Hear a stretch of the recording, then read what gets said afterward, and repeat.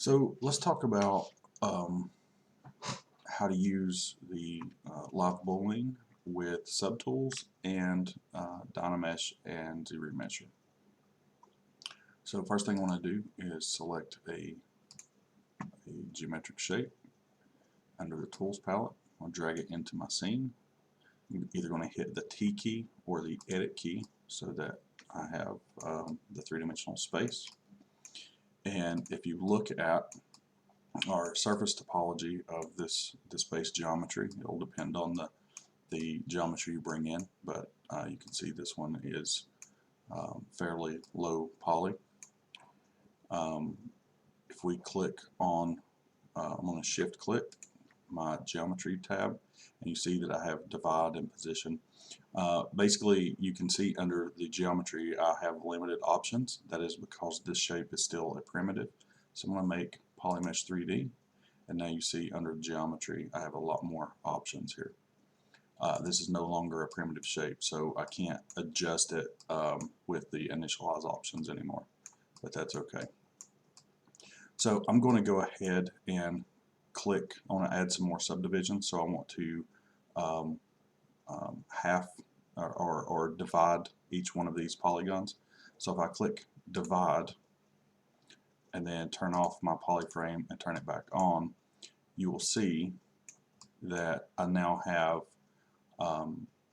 each one of my quads is separated into 4 polygons.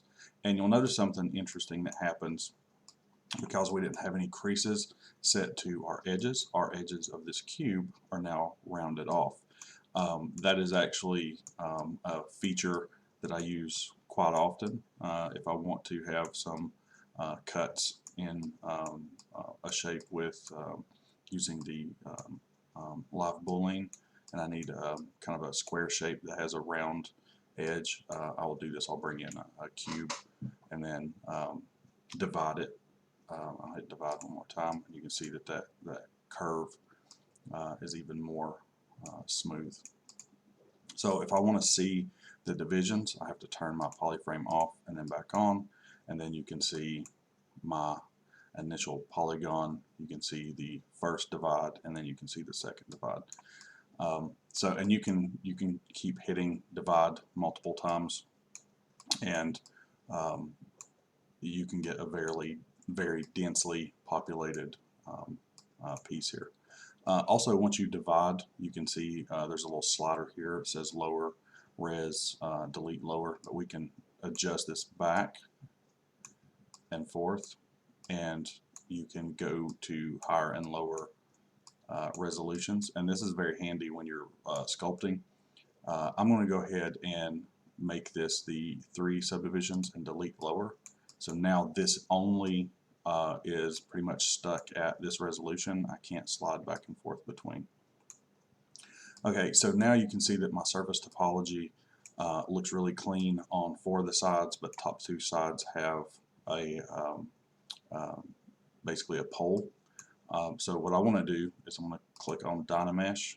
I'm going to leave it default right now, but I'm going to click Dynamesh so you can see what happens. So I'm going to click Dynamesh, and now you see that the entire topology is unified all the way around. Okay, and so this is kind of what I want to work with whenever I start adding geometry and cutting. The Dynamesh, I think we talked about before in one of the videos. It's basically like turning your model into a realistic clay so that it is very malleable and you can cut and add surface and stuff. So I'm going to insert a cylinder. You see my cylinder came in here. I'm just kind of float it here, scale it down. I'm going to, this time I'm going to divide it, but I'm going to hit Control D a couple of times. While my subtools are still open, I'm going to hold Shift and click Geometry so that I can see both palettes at the same time. I'm going to delete my lower like that, and then I'm going to turn on Dynamesh here. So now both of these pieces of geometry are Dynameshed and they are ready to interact with each other. So I'm going to select the top cube, and I'm going to click this in the subtool palette under merge, and I'm going to click merge down. It's going to give me this warning telling me that this is an undoable operation, which it is, and it's not always treated like it is. Occasionally you can undo this, not with the Control Z, but with a different operation. So I'm going to go ahead and tell this that it's always okay. So the next time I click merge down, it will not give me that warning. So really you have to understand this workflow so that you don't mess up. So as of right now, if you look at this model, it appears to be merged. If you look at your subtool, it appears to be merged. But if we go over to our Draw tab and just click on the Standard tool, if you hold Shift, if I start to smooth this area, you can see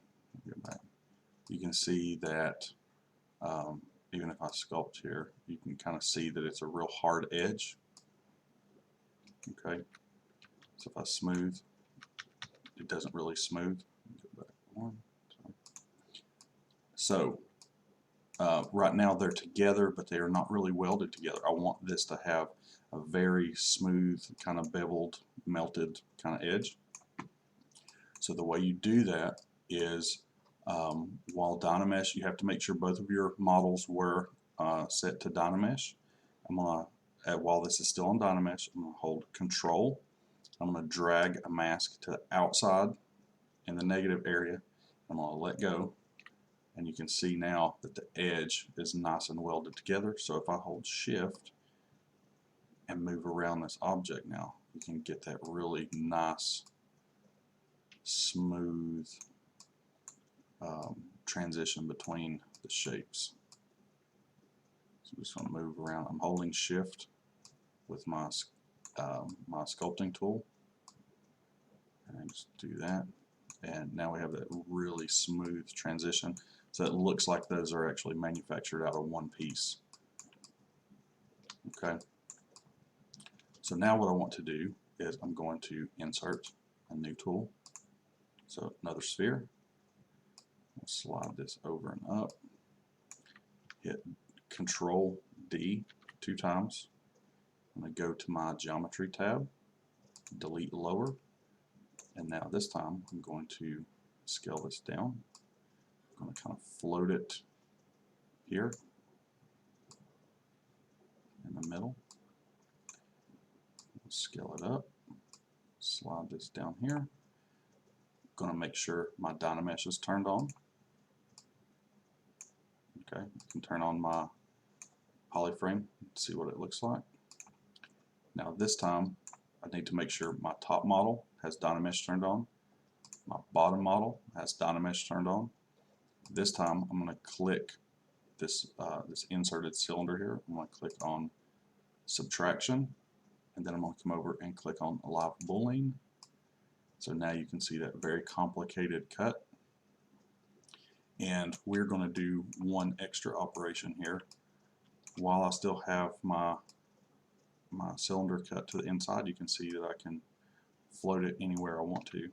What I'm going to do is I'm going to go ahead and use one of the deformers that we talked about. I'm going to click the gear, go to extender, and I'm going to pull the extender. I'm going to go ahead and accept that, and then slide my cutting tool like so. So now we have a really interesting cut in this shape. So now what we're going to do, we're going to do the merge again. So we're going to click on the top tool. I always have to click on the top tool.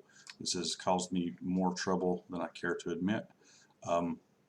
If you are selected on this bottom tool and you hit merge down, it'll merge below. So you always want to merge from the object that you want to have cut to the object that you want to cut.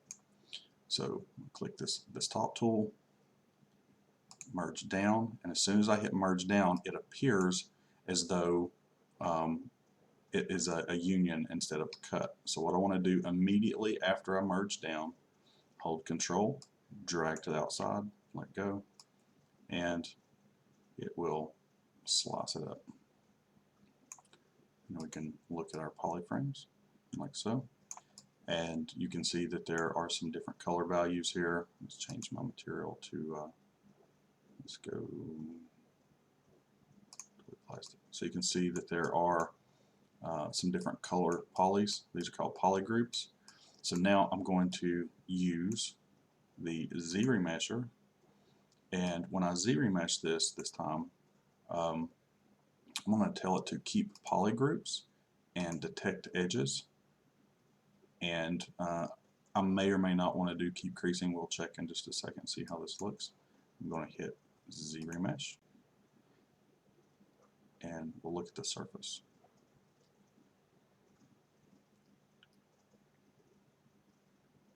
And there we have a more clean surface. The flow of the polygons isn't the best in the world, and there's some things you can do to manipulate that. So I just hit undo, just keep creasing, Z-remesh it one more time.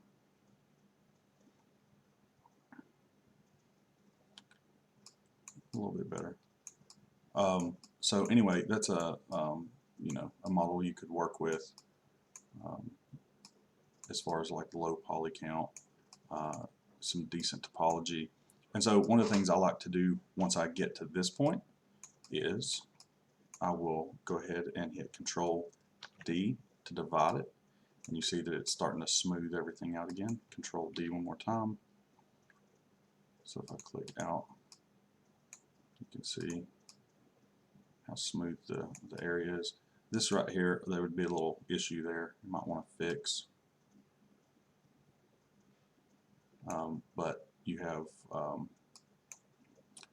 little bit of a pinch there. That would be something you'd have to clean up at some point. But then at this point, we can do some more things to it. I'm going to go ahead and delete lower, insert, cylinder, rotate my cylinder 90 degrees. I'm going to scale this down like that. I'm going to use the extender.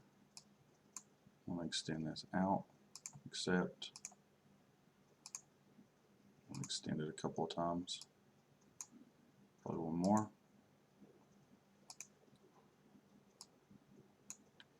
I'm going to extend it up like that,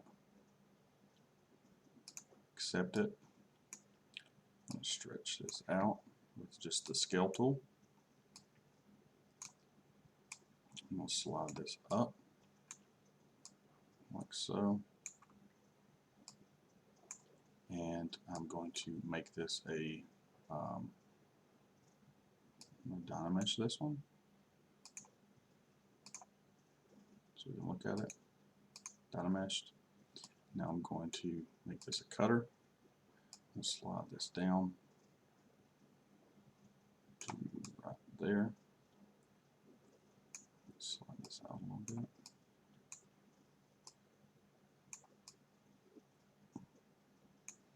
And I mean, you can play around with this to get some, you know, pretty complicated cuts.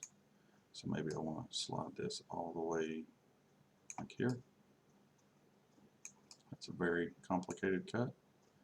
Go ahead and select the top, merge down, control, drag to the outside, and we have a very complicated cut. And we can look at our topology again. Not too bad. And let's go back and Z-remesh it. See how it looks.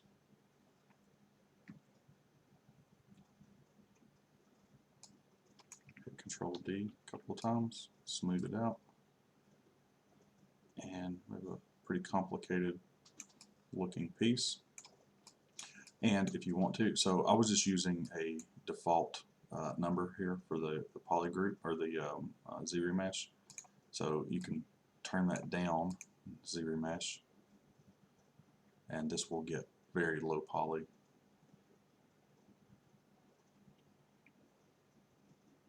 So you can see the poly count is getting a lot lower. If you turn it way down, I mean, it's going to fall apart, but you have a weird shape there, and if you want to hit Control D a couple times, you can get even more of an organic kind of look, more melted.